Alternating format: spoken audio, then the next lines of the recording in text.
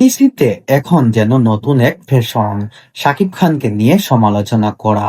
কাজের সফলতা নেই, তাই শাকিব খানকে টেনে আলোচনায় থাকতে চায় কিছু লোক। অথচ শাকিব খান তখন তাদের পাত্তা দিত না, এখনো দেয় না। যারা বলে তারা শাকিব খানকে সুপারস্টার বানিয়েছে, তাহলে এইভাবে আরেকটা শাকিব খান বানাতে পারে না কেন?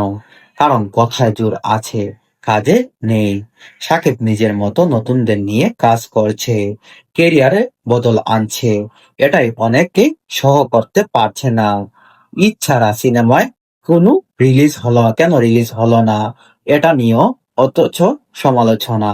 25 বছরে শাকিব খান ঈদের বাইরে যতটা হিট দিয়েছে, তা মিলিয়ে ততটা সিনেমা বানাননি। অন্যর দোষ দিয়ে কি হবে, নিজের কাজ করলেই ইন্ডাস্ট্রি এগোবে। আসল কথা, তারা সমালোচনায় ব্যস্ত, আর শাকিব খান নিজের কাজ দিয়ে এগিয়ে যাচ্ছে। তার এক চুলও কেউ নড়াতে